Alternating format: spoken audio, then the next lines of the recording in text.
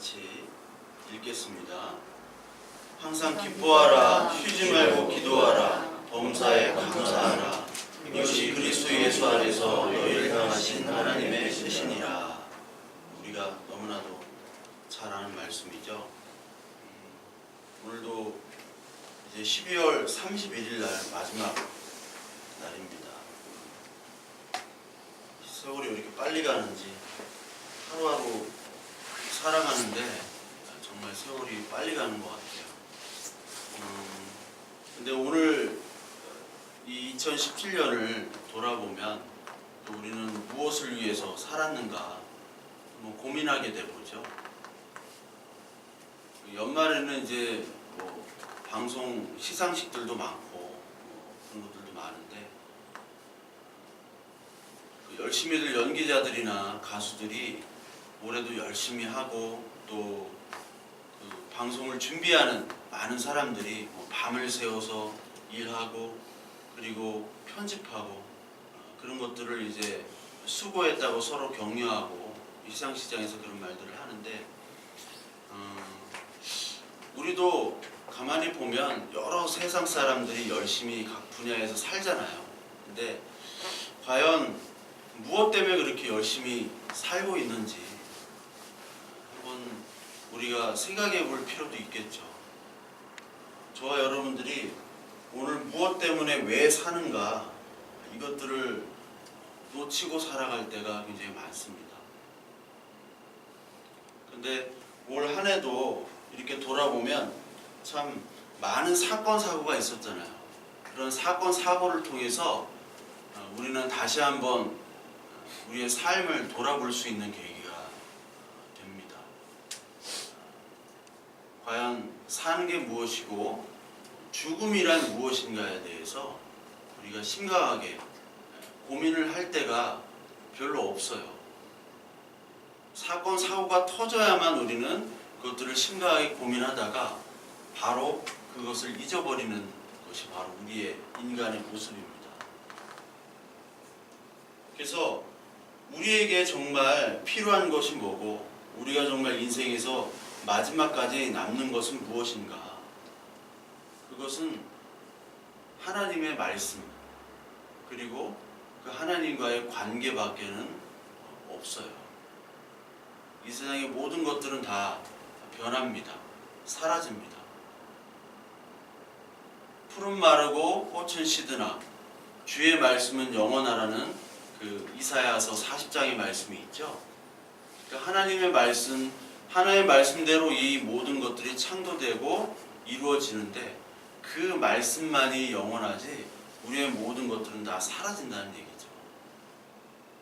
그래서 오늘 그 말씀에 오늘 우리가 한 해 동안 얼마나 기뻐하고 그 말씀을 가지고 얼마나 기도하고 그리고 감사했는가. 오늘 여기 보면은 데살로니가에 나오는 이 말씀들이 있죠. 기뻐하고 감사하고 기도하라. 이것이 바로 예수 그리스도 안에서 너를 향하신 하나님의 뜻이라고 했습니다. 그럼 우리는 무엇을 감사해야 될까요? 무엇을? 여러분들과 제가 1년 동안 감사한 것들이 있죠. 1년 동안 참 감사한 것들이 있습니다. 월급이 올랐을 수도 있고 또 취직을 했을 수도 있고 그리고 또 새 생명이 태어날 수도 있고 여러 가지 감사할 것들이 있어요. 근데 가장 감사해야 될 것들이 뭘까요? 우리가 가장 감사해야 될 것은 바로 하나님의 지혜와 은혜와 사랑을 알게 해주신 것입니다. 그럼 다니엘서 한번 볼까요? 다니엘서 2장 한번 볼게요. 다니엘서 2장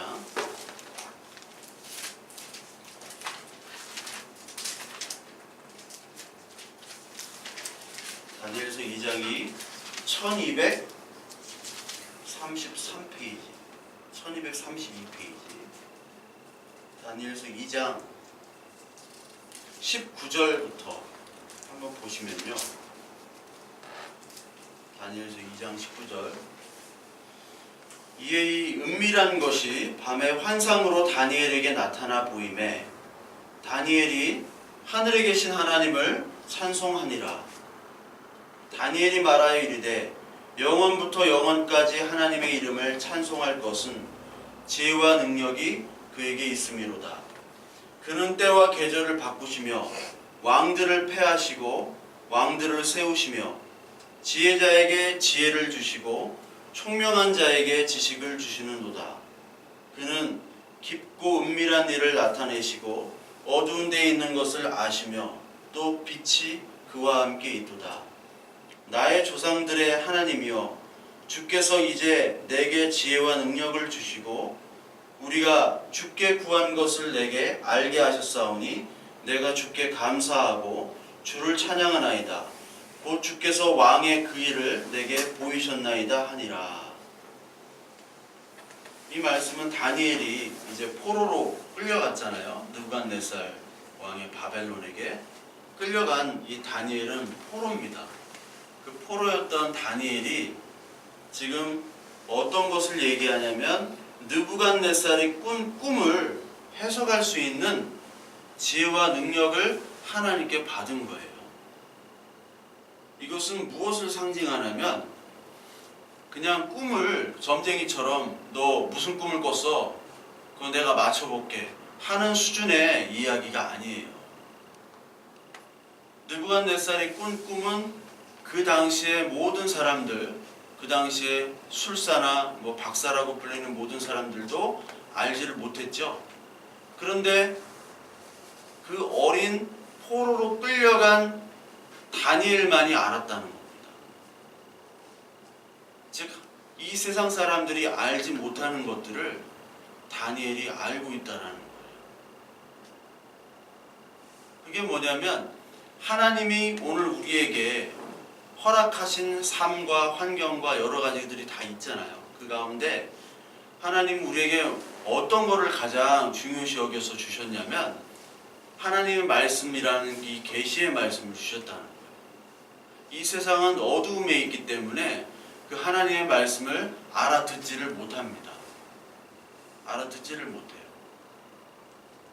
그런데 하나님께서는 우리에게 하나님의 말씀을 주셔서 이 세상이 어떻게 만들어졌으며 너는 누구이며 하나님의 존재가 어떤 분인지 알게 해주셨다는 거죠. 그것이 바로 지혜와 능력이 우리에게 임한 거예요. 그것이 가장 큰 감사이고 가장 큰 하나님의 은혜입니다. 그래서 우리는 어떻게 보면 이 다니엘서에 나오는 것처럼 다니엘처럼 포로예요. 포로. 이 세상의 포로. 다니엘이 포로로 갇혔죠. 어떻게 보면 비천한 포로입니다. 그러나 우리도 마찬가지로 이 세상의 포로였어요. 애국 백성이었어요. 소돔과 고모라의 백성이었습니다. 그런데 하나님께서 우리를 끄집어내셔서 우리에게만 하나님의 말씀을 들리게 하고 보게 하고 그랬다는 거예요. 그것이 가장 큰 감사가 되어야 돼요. 우리가 오늘 내가 건강해지고 우리가 더 잘 살게 되고 좀 행복해지고 우리 가정이 화목해지고 이것도 정말 큰 감사죠. 우리 자녀들이 취업을 못하다가 취업하게 되고 임신을 못하다가 임신을 하게 되고 생명을 낳게 되고 정말 큰 축복이죠. 그런데 가장 큰 감사와 축복은 바로 하나님이 이 세상 사람들에게 주지 않는 것들을 하나님의 자녀에게 주신 이 하나님의 말씀, 그거를 들리게 하는 것, 그것을 알게 하는 것, 이것이 감사함이 되어야 돼요. 그래서 로마서 6장을 보시면요, 하나님께 또 감사하는 기도를 합니다. 바울은 로마서 6장에 어떤 것을 감사하냐면 6장 17절 18절을 보면 하나님께 감사하리로다. 너희가 본래 죄의 종이더니 너희에게 전하여 준 바 교훈의 본을 마음으로 순종하여 죄로부터 해방하게 되어 의에게 종이 되었느니라. 하나님께 감사한 게 바로 너희는 죄의 종이었다가 이제 하나님의 의의 종으로 해방되었다는 것을 감사하라는 거예요. 그러니까 감사가 이 세상 사람들은 내가 이런 죄인이었습니다 라고 하는 것을 세상 사람들은 감사라고 여기질 않습니다. 그러나 하나님의 말씀이 임하면 죄와 의와 심판에 대하여 우리에게 알려주시잖아요, 성령께서. 그러면 내가 얼마나 죄인이었다는 것에 대해서 깨닫게 되고 그 죄인이었던 나를 하나님이 불러주셨다는 것에 대해서 감사하게 되는 거예요. 세상과 교회와의 차이는 바로 이런 감사 차이입니다. 다른 우리 물질적인 것, 육신적인 것이 들어오는 것에 대한 감사는 똑같아요. 똑같습니다. 근데 뭐에 대한 감사냐? 너 원래 죄인이었어. 죄가 뭐냐? 죄가 뭘까요? 이거를 우리가 예수 그리스도를 믿기 전에는 몰랐단 말이에요. 죄가 누구를 미워하고 누구를 살인하고 도적질하고 이것이 죄인 줄 알았단 말이에요. 근데 그것이 죄가 아니라 하나님의 떠난 것 자체, 즉 아담과 하와가 하나님을 떠났던, 그리하여 이제 내가 모든 것들을 다 판단하고 내 마음대로 행할 수 있다라고 여겨지는 것, 그 자체가 바로 죄였다는 것을 우리가 알게 해주신 것이 바로 감사입니다. 그 감사를 이 바울은 하라는 거예요. 그리고 시편 139편 13절부터 보면요, 이런 말씀이 있습니다. 139편 15절부터 13절까지 보면요, 13절부터 15절, 주께서 내 내장을 지으시며 나의 모태에서 나를 만드셨나이다. 내가 주께 감사함은 나를 지으심이 심히 기묘하심이라. 주께서 하시는 일이 기이함을 내 영혼이 잘 아나이다. 이거는 나의 모은 내장과 나의 몸을 다 만들었다 라고 얘기를 하는데, 이게 육신을 하나님께서 물론 만드셨죠. 그런데 이것은 하나님의 자녀로 만들어졌다는 얘기예요. 하나님의 자녀로. 여러분, 어떻게 우리가 하나님의 자녀가 됐습니까? 말로 설명할 수 없죠. 어떻게 우리가 교회에 나오게 됐어요? 어떻게 예수 그리스도를 믿게 됐나요? 말로 설명할 수가 없습니다. 그것은 마치 우리가 어떻게 생명으로 태어나고 어떻게 우리가 자라는 거와 똑같은 거예요. 아이가 어떻게 생명으로 잉태돼서 어떻게 자라났는지는 부모도 몰라요. 어떻게 우리 아기가 생겨났지? 어떻게 이렇게 자라나지? 그것이 바로 신비고 그것이 바로 기이한 일입니다. 마찬가지로 우리 하나님의 자녀가 된다는 것은 신비하고도 기이한 일이에요. 그것은 인간의 힘으로 되지도 않고 인간의 노력으로 되지 않는 하나님께서만이 은혜를 주셔야지 되는 일입니다. 그렇다면 우리의 공로가 아무것도 없는 거잖아요. 아무 공로 없이 하나님께서 오늘 우리를 하나님의 자녀로 택해서 이 세상에서 해방시켜 주셨다 라는 것에 우리는 첫째 감사를 드려야 되는 거예요. 그리고 계시록 7장에 우리 한번 볼까요? 계시록 7장 13절부터 17절까지 보면요, 장로 중 하나가 응답하여 나에게 이르되 이 흰옷 입은 자들이 누구며 또 어디서 왔느냐? 내가 말하기를 내 주여 당신이 아시나이다 하니, 그가 나에게 이르되 이는 큰 환난에서 나오는 자들인데 어린 양의 피에 그 옷을 씻어 희게 하였느니라.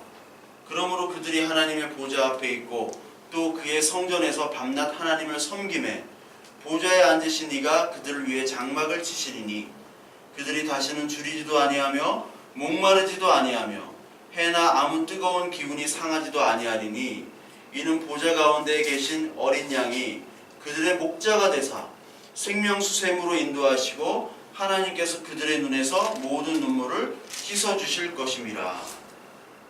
이것은 우리가 하나님 나라에 가서 예배 드리는 것이에요. 예배 드리는 장면. 그래서 우리 요한계시록을 보면요, 요한계시록 3장까지는 이 지상의 교회를 얘기한다고 말씀을 드렸죠. 근데 4장, 5장은 하늘의 예배를 합니다. 하늘의 예배. 그래서 이 요한에게 지상에는 이렇게 고통을 받고 지상의 왕은 로마 황제 아니니 그렇게 너희들을 핍박하고 고난을 주지 않냐.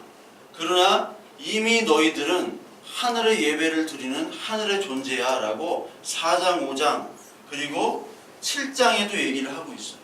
7장에도.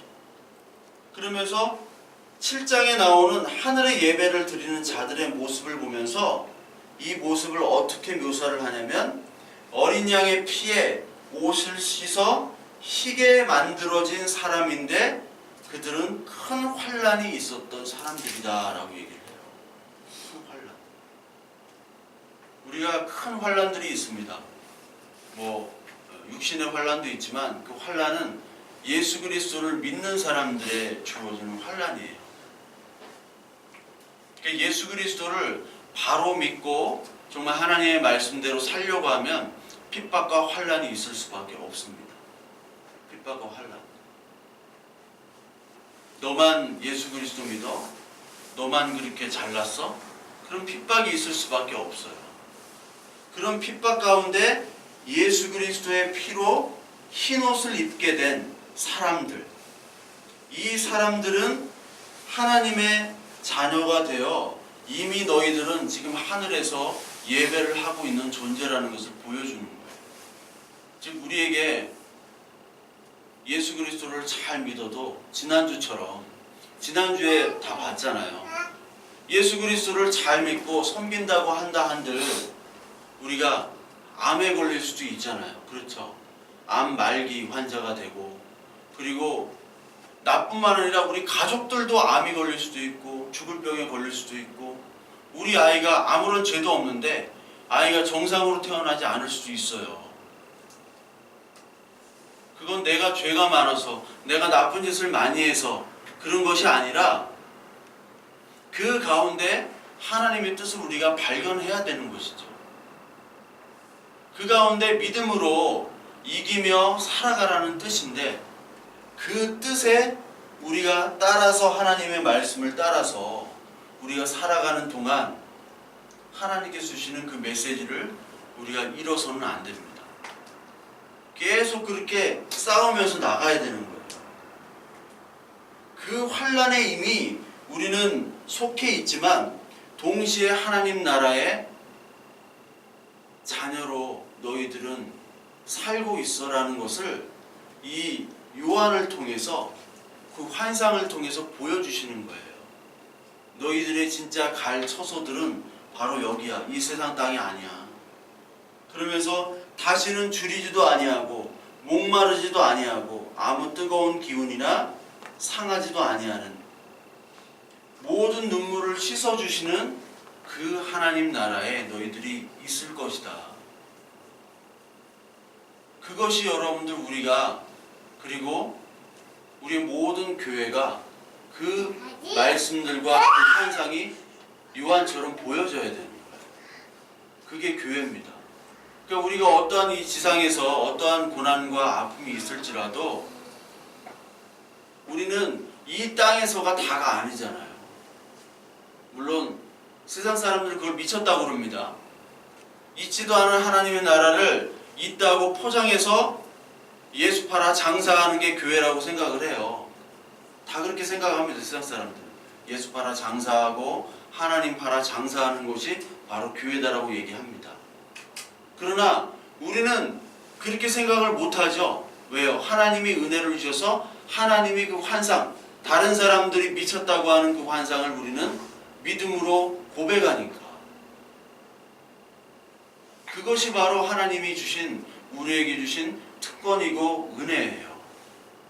그것에 우리는 감사해야 된다는 것입니다.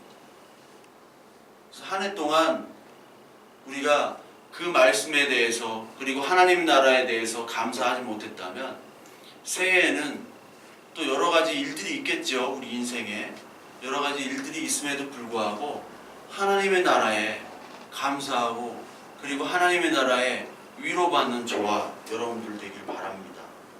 그래서 올 한 해에는 하나님을 더욱더 알게 하고 하나님께서 주시는 그 나라를 더욱더 알게 해달라고 저와 여러분들이 더 기도하는 한 해 되기를 소망합니다. 우리 에베소 1장 한번 볼까요? 에베소 1장에 이 기도가 있어요. 1장 17절부터 한번 보겠습니다. 1장 17절, 19절. 우리 16절부터 읽을까요? 에베소 1장 16절. 바울의 기도입니다.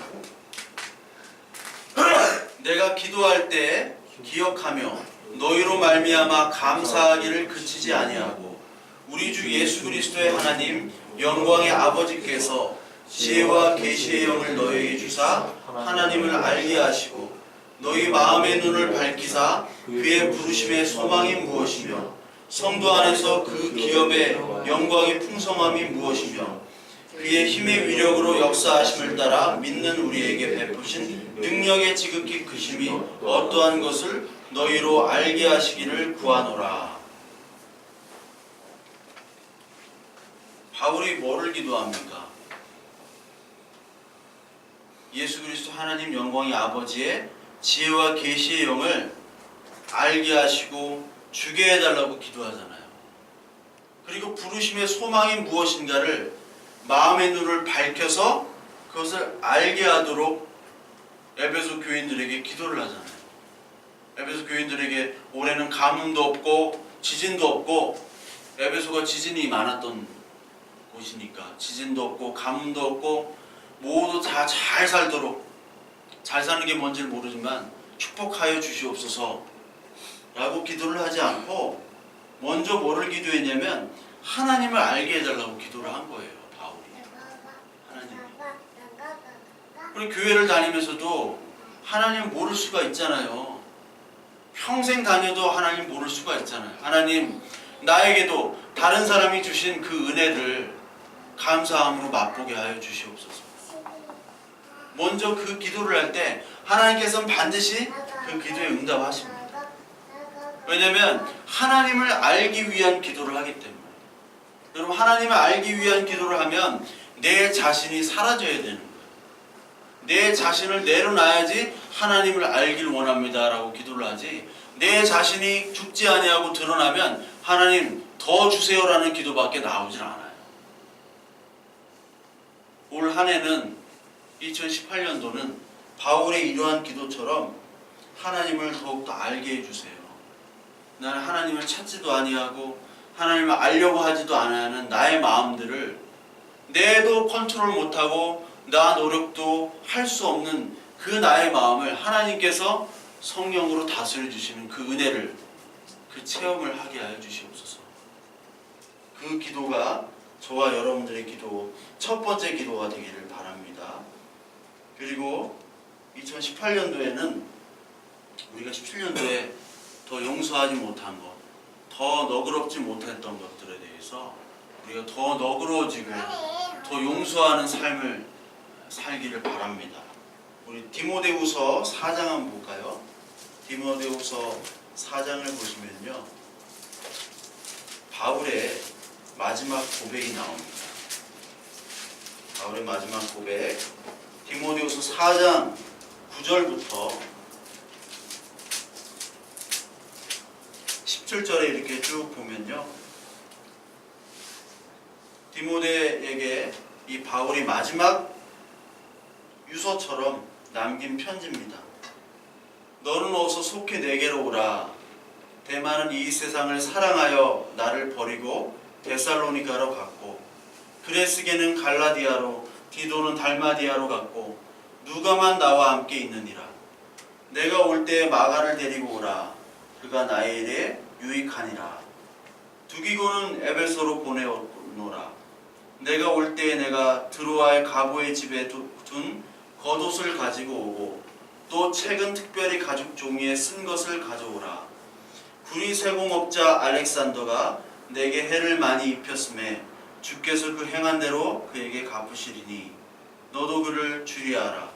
그가 우리 말을 심히 대적하였느니라. 내가 처음 번명할 때 나와 함께한 자가 하나도 없고 다 나를 버렸으나 그들에게 허물을 돌리지 않기를 원하노라.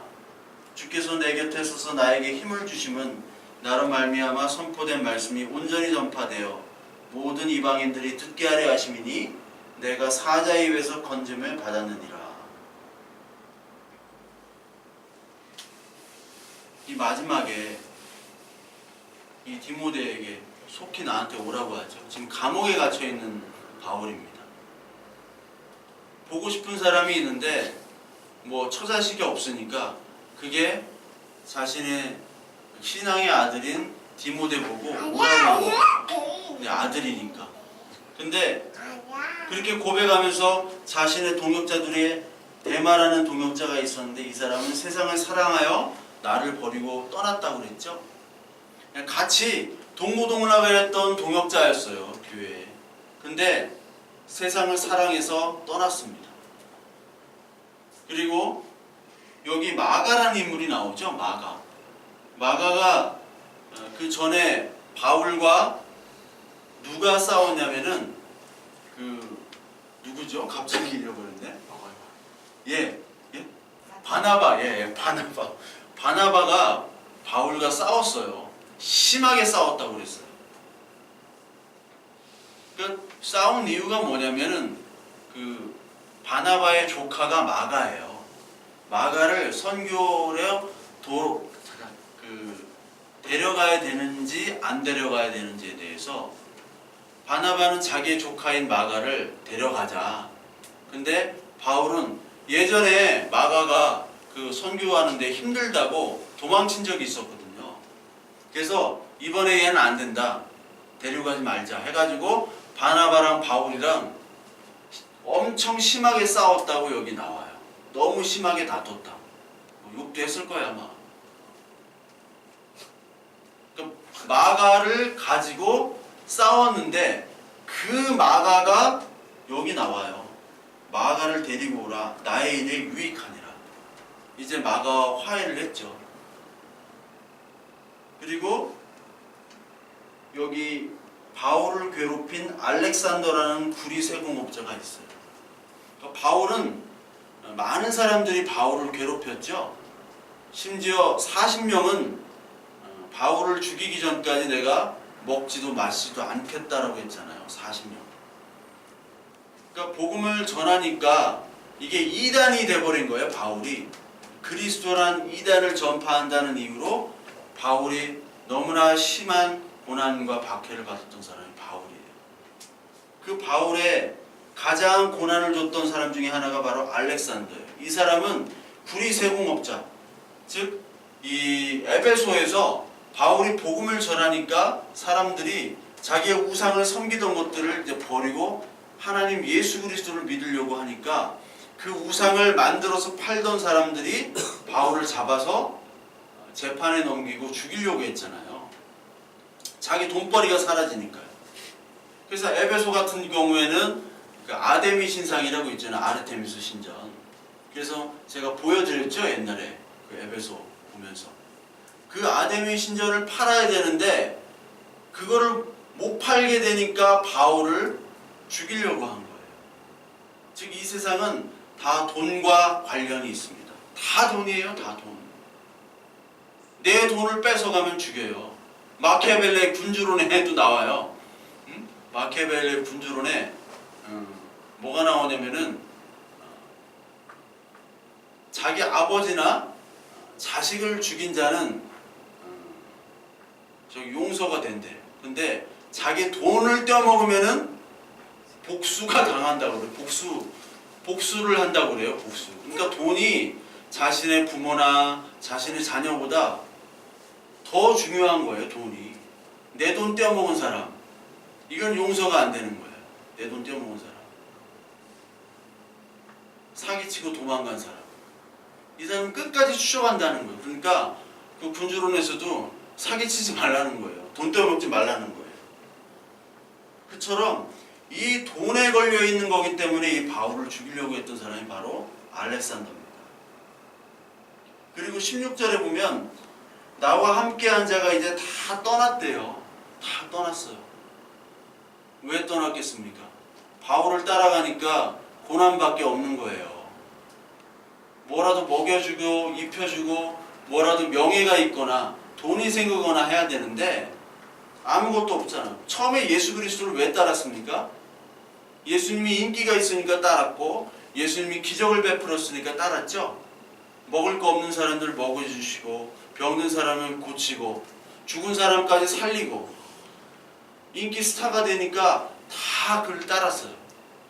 따르면 뭐가 나올까? 떡고물에도 떨어질까? 근데 나중에는 예수 그리스도가 십자가에 죽으셨잖아요. 그러니까 다 떠나는 거예요. 바울이 맨 마지막 감옥에 갇히니까 이제 다 떠나는 거예요. 다 떠납니다. 그러니까 하나님의 말씀과 믿음이고 이거 없는 거예요. 그냥 예전에 막 고백하고 기도하고 찬양하고 같이 했어요. 근데 맨 마지막에 하나님이 그때 딱 가른다니까요. 진짜 믿음이 뭐고 진짜 신앙이 뭐고 진짜 하나님의 자녀는 누구인지를 하나님 보여주세요. 그런데도 불구하고 이 바울이 그들에게 허물을 돌리지 않기를 원하노라라고 얘기를 하죠.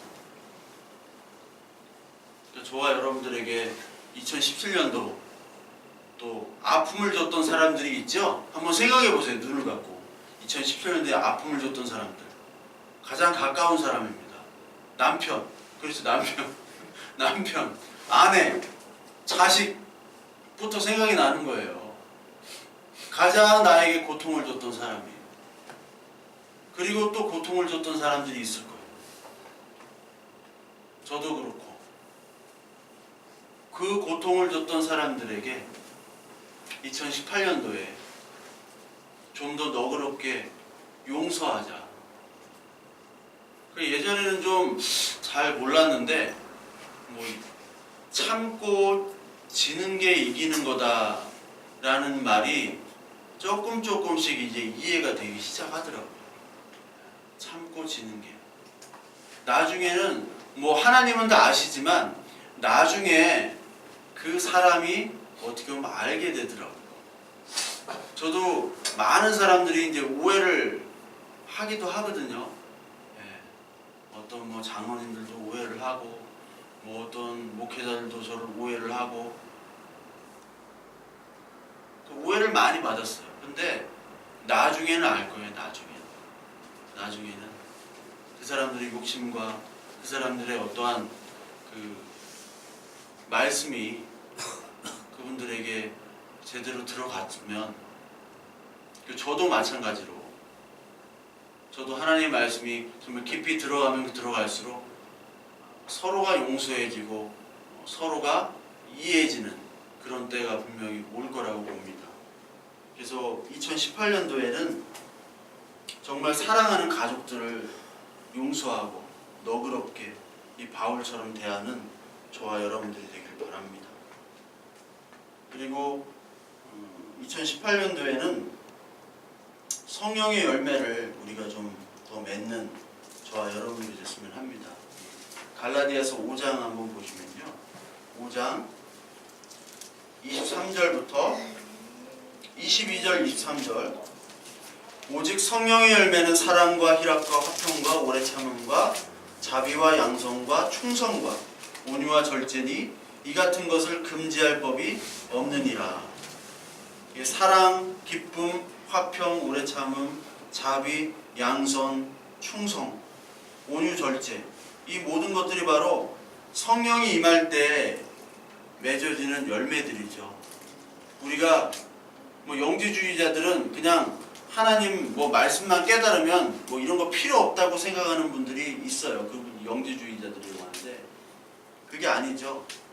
우리의 성화는 하나님이 하시는 겁니다. 그건 맞아요. 하나님께서 우리의 성화를 이끌어 가세요.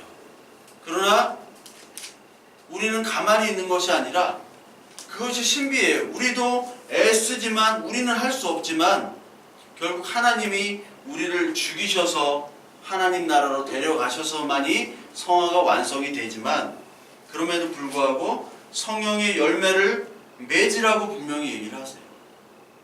해라. 안 되는 거 알지만 노력해라. 좀 더 사랑하라고 노력해라. 슬프지만 아프지만 하나님의 나라 소망 때문에 좀 더 기뻐할 수 없니? 이게 하나님의 메시지예요. 내가 예수 그리스도로서 너희들을 위해서 죄가 없음에도 불구하고 참고 아무 말도 하지 않았던 그 오래 참음을 너희들은 가질 수 없니? 너희들은 왜 이렇게 화내고 자비 없고 왜 이렇게 기쁨도 없느냐? 오늘 하나님께서 말씀하고 계세요. 2017년도에 우리의 모습을 보면 참 부끄러운 모습들이 많았잖아요. 2018년도에 성령의 열매, 이 말씀들을 생각하면서 우리가 화날 때도 있고 기쁨이 없을 때도 있고 고난일 때 있고 정말 내 마음, 내 몸이 컨트롤 안 될 때도 있을 때 그때마다 하나님의 이 말씀을 떠올리면서 우리가 성령의 열매를 조금 더 맺는 저와 여러분들 되길 바랍니다. 그리고 2018년도에는 하나님의 말씀을 좀 더 바로 분별하는 그런 한 해 됐으면 좋겠어요. 우리 디모데후서 2장 한번 보겠습니다. 디모데후서 2장 15절부터 18절까지.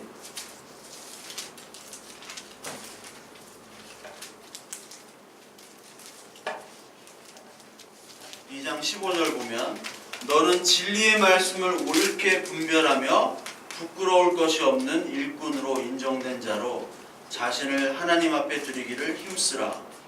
망령되고 헛된 말을 버리라. 그들은 경건하지 아니하며 점점 나아가나니 그들의 말은 악성 종양이 퍼져나감과 같은데 그 중에 후메네오와 빌레도가 있느니라. 진리에 관하여는 그들이 그릇되었도다. 부활이 이미 지나갔다 하므로 어떤 사람들은 믿음을 무너뜨리느니라. 2장 15절에 진리의 말씀을 옳게 분별하는 그 분별하라고 디모데에게 얘기를 합니다. 이게 마지막 서신이에요. 마지막에 하고 싶은 말을 다 하잖아요. 내가 하지 못했던 말들을 다 유언하는데 디모데에게 진리의 말씀을 분별하라. 여러분 이 세상에 얼마나 그 말씀들이 많습니까? 특히 이 개신교는 설교를 가장 중요시 여기잖아요. 그래서 사람들이 예배를 드리러 간다고 안 하고 예배한다고 안 하고 말씀 들으러 간다고 그래요. 말씀. 뭐 맞는 말입니다. 그런데 그 말씀이 여러분 허경영 교 가면 허경영도 예배를 해요. 허경영의 요한복음 강해 저도 듣고 있습니다. 계시록 강해 이런 거 해요. 허경영 14만 4천과 사드 이 문제 이런 거 막 해요. 근데 아무 말 대잔치야. 아무 말 대잔치예요. 근데 아는 건 있어요. 허경영이 그냥 아는 게 아니에요. 아는 게 있어요. 허경영이 아는 게 많은 사람입니다. 근데 아무 말 대잔치야. 근데 그걸 가지고 사람들이 막 헌금도 하고 돈도 주고 막 열광을 해요. 근데 그건 아니잖아요. 거기에 빠져 있는 거예요. 그 허경영 교회. 이 세상에 많은 말씀이 있는데 어떤 말씀이 하나님의 말씀인지 분별하라는 거죠. 그 말씀에 따라서 특히 이제 개신교회 로마 캐톨릭은 이제 설교가 중요하지 않으니까 그쪽은 예식이 중요하잖아요. 예식이 그 7개 그 미사에 참석을 하는가 그리고 얼마나 미사를 많이 드리는가 그거에 따라 이제 막 성화가 되고 봉사함에 따라 성화가 돼서 하나님의 나라를 가는 건데 설교가 중요하지 않습니다. 그래서 신부님들은 설교 준비 안 해서 좋아요. 기도문도 다 있어요. 기도 안 합니다. 그냥 보고 읽어요. 그냥 기도문이 다 있어요. 거기는 설교를 안 해서 좋아. 근데 우리는 말씀을 전하는 건데 그 말씀이 과연 어떠한 말씀인지 여러분 분별을 하셔야 돼요. 그러려면 뭐를 해야 되냐? 목사의 말을 주목하기보다는 여러분들이 하나님 앞에 이 말씀을 듣고서 말씀을 읽고서 여러분들과 그 여러분들의 마음을 내려놔야 돼요. 이거를 뭐 큐티한다고 할 수도 있는데 우리나라 이 큐티는 너무 적용 중심이에요. 그냥 막 읽고 나에게 맞는, 나에게 상황에 있는 것들을 막 말씀에 끄집어내고 그 억지로 적용하는 측면들이 굉장히 많아요. 근데 진짜 큐티는 뭐냐면 이 성경의 말씀을 읽고 나서 1시간이건 2시간이건 생각을 하면서 묵상이라고 하죠. 묵상을 하면서 자기의 생각과 자기의 육신의 것들을 내려놓는 게 바로 진짜 큐티예요. 근데 이 말씀을 갖다가 내 육신의 것들과 결합을 시켜요. 결합을 시켜서 적용을 해버려요, 바로. 그렇지 않나요? 그게 좀 부작용인데, 우리가 옳은 말씀을 분별하려면 옳은 말씀 설교를 드려야 되는 건 맞습니다. 근데 그것만 따라가게 된다면 귀만 즐거워져요. 여러분도 경험하셨을걸요? 귀만 즐거워하다가 또 더 좋은 거 없어? 더 센 거 없어? 하다가 자신의 행동과 자신의 하나님과의 관계는 없어져 버리고 이것만 찾는 거예요. 이것만. 저도 신학교에서 이제 뭐 공부하다 보니까 아는 게 있어야죠. 신학교를 그냥 갔거든. 성경책을 모르고 가니까 성경책은 못 보겠고 참고서적만 엄청나게 봤어요. 참고서적은 엄청나게 봤어요. 뭐 여러 가지 그 신학서적, 참고서적. 그러다 보니까 성경은 멀리하게 되고 참고서적만 보는 거예요. 제가 그랬어요, 예전에. 요즘엔 참고서적을 별로 안 봐요. 성경은 뭐를 얘기할까? 그리고 설교도 예전에는 뭐 어쩌고 막 이런 거를 좋아했어요. 막 꼬리에 꼬리를 물고 해가지고 막 어렵게 얘기하고 어렵게 얘기하는 걸 좋아하는 게 제 습성이에요. 그런데 가면 갈수록 설교가 단순해지고 예전에 막 어떤 성도님이 맨날 그냥 전우 목사는 설교 반이 영어라고 막 영어도 못하면서 잘난 척 한다고 영어를 많이 썼어요. 영어 단어를 많이 썼는데 지금 안 쓰잖아요. 영어 단어를. 나중에는 설교가 정말 무미, 무색, 무치가 될 수도 있어요. 근데 진짜 우리 하나님의 말씀을 깨닫고 깊이 알고 고수가 되면 될수록 이게 무미, 무색, 무치 그렇게 돼가요. 이게. 그런데 그 속에서 하나님의 사랑과 은혜가 나타나게 됩니다. 별 설교 아닌데 아무것도 없는 뻔한 설교인데 감동을 받는 그런 설교가 되어버려야 돼요.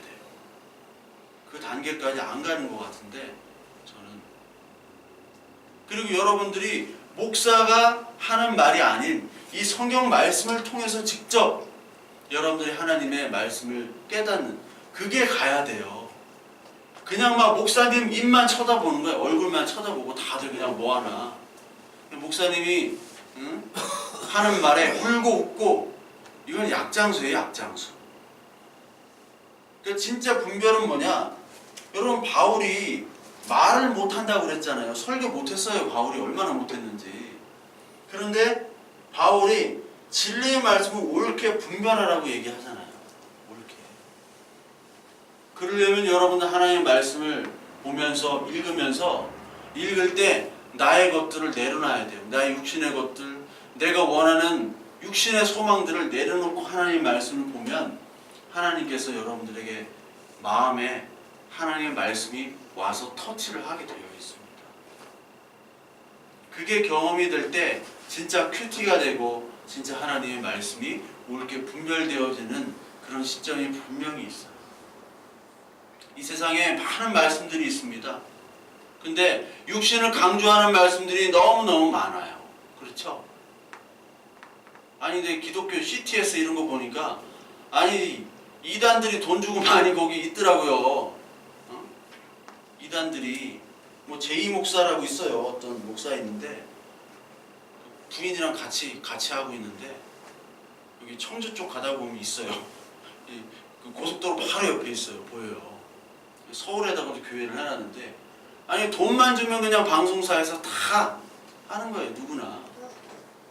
바른 말씀이 아닌데 기독교 TV라고 하는 사람들이 또 나와가지고 선교하라고, 방송 선교 후원하라고. 도대체 뭐 하는 방송인지 모르겠어요. 그러니까 그거를 듣고 사람들은 또 저게 진짜 하나님의 말씀인가 보다 하고 거길 따라가는 거예요. 하나님께 여러분들 진리의 말씀을 옳게 분별해 달라고 기도하시는 저와 여러분들이 또 한 해는 됐으면 합니다. 우리 고린도전서 2장 말씀만 한번 마지막으로 한번 볼게요. 2장 7절부터 고린도전서 2장 7절 265페이지 신약성경. 오직 은밀한 가운데 있는 하나님의 지혜를 말하는 것으로서 곧 감추어졌던 것인데 하나님의 우리의 영광을 위하여 만세전에 미리 정하신 것이라. 이 지혜는 이 세대의 통치자들이 한 사람도 알지 못하였나니 만일 알았더라면 영광의 주를 십자가에 못 박지 아니하였으리라. 기록된 바 하나님이 자기를 사랑하는 자들을 위하여 예비하신 모든 것은 눈으로 보지 못하고 귀로 듣지 못하고 사람의 마음으로 생각하지도 못하였다 함과 같으니라. 오직 하나님의 성령으로 이것을 우리에게 보이셨으니 성령은 모든 것 곧 하나님의 깊은 것까지도 통달하시느니라. 사람의 일을 사람의 속에 있는 영 외에 누가 알리요? 이와 같이 사람의 일도 하나님의 영 외에는 아무도 알지 못하느니라. 우리가 세상의 영을 받지 아니하고 오직 하나님으로부터 온 영을 받았으니 이는 우리로 하여금 하나님께서 우리에게 은혜로 주신 것을 알게 하려 하심이라. 우리가 이것을 말하거니와 사람의 지혜가 가르친 말로 아니하고 오직 성령께서 가르친 것으로 하니 영적인 일은 영적인 것으로 분별하느니라. 육에 속한 사람은 하나님의 성령의 일들을 받지 아니하나니 이는 그것들이 그에게는 어리석게 보이며 또 그는 그것들을 알 수도 없나니 그러한 일을 영적으로 분별되기 때문이라. 이게 영적으로 분별하고 영으로 알으라고 하는 말인데 이 영을 여러분 성령으로 바꿔야 됩니다. 영적인 일. 영적이란 말이 이 한국 이 샤머니즘과 결탁해가지고 영적이란 말을 뭐 직통계시로 생각하고 이상한 어떤 무당 같은 그런 거로 생각을 해요. 그렇게 선입견이 박혀 있습니다. 그래서 영이란 말은 여기 원문에도 성령이에요. 성령. 그냥 떠돌아다니는 그냥 영이 아닙니다. 그래서 영적인 것, 성령적인 것은 바로 이 세상 사람들에게는 어리석게 보이는 거예요. 어리석게. 성령은 어리석은 것을 주시는 거예요. 어떻게 보면. 왜? 세상 것을 죽이는 것입니다. 성령. 그래서 이 세상에 있는 모든 영들, 세상에 있는 영들이 성령으로 포장되어 가지고 많이 선포되고 돌아다니게 돼요. 성령은 분명히 무슨 일을 하느냐? 하나님의 아들로 그리고 하나님의 자녀가 되도록 믿게 하는 영이잖아요. 그래서 성령의 일을 하려면 성령의 일을 알려고 하면 어디를 가야 돼요? 예? 요한복음을 봐야 되죠? 요한복음 몇 장을 보라고 그랬어요? 15장, 16장, 14장부터 쭉 나와요. 14, 15, 16. 성령이 뭐냐? 성령의 영, 성령이 뭐냐를 하나님의 영이 하시는 일들을 거기 다 예수 그리스도께서 알려주시잖아요. 근데 그거는 딱 떼어놓고 이 세상 사람들이 교회에 왔음에도 불구하고 하나님의 자녀라고 자기 스스로 얘기하면서도 어떤 영을 얘기하냐면 세상의 영을 얘기한다니까요. 세상의 영을. 귀신의 영을 얘기해요. 거기에 뭐입니다. 세상 귀신의 영이 뭐예요? 왜? 하나님 말씀을 모르기 때문에. 그래서 분별한다는 게 중요해요. 분별한다는 게. 하나님의 말씀을 좌우로 갖다 붙이고 여당 야당으로 갖다 붙이고 어떤 이데올로기를 갖다 붙여가지고 하나님은 어떤 특정 이데올로기나 어떤 특정 사상을 좋아하신다. 이런 사람들 너무 많잖아요. 그것이 아니라 여러분 하나님 말씀의 이 영은 이 성령은 세상으로부터 온 영이 아닙니다. 세상의 이데올로기, 철학 그것과 관계가 없어요. 하나님의 영은 바로 영광의 그 십자가를 알게 하는, 십자가는 죽음이잖아요. 저와 여러분들이 2018년도에는 하나님의 말씀으로 어떻게 보면 더 죽어야 돼요. 더 죽어야 됩니다. 그리고 하나님의 지혜는 우리를 더 죽이시는 거예요. 여기 8절에도 나오잖아요. 이 지혜는 이 세대의 통치자들이 한 사람도 알지 못하였다. 만일 이 지혜를 알았더라면 영광의 주를 십자가에 못 박지 아니하였다라고 얘기하죠. 올 2018년도에는 하나님의 말씀에 분별이 더 있는 저와 여러분들 되시길 바랍니다. 그래서 오늘 2018년도에는 감사하고 좀 더 용서하고 성령의 열매를 더 맺으며 하나님의 말씀을 분별하는 저와 여러분들 되시길 바라고, 올 2017년도에 참 수고 많으셨습니다. 교회를 위해서 많이 헌신해 주시고 또 수고해 주시고 너무 감사드리고요. 2018년도에 우리 말씀대로 더 하나님의 그 성령에 가깝게 가시는 저와 여러분들 되길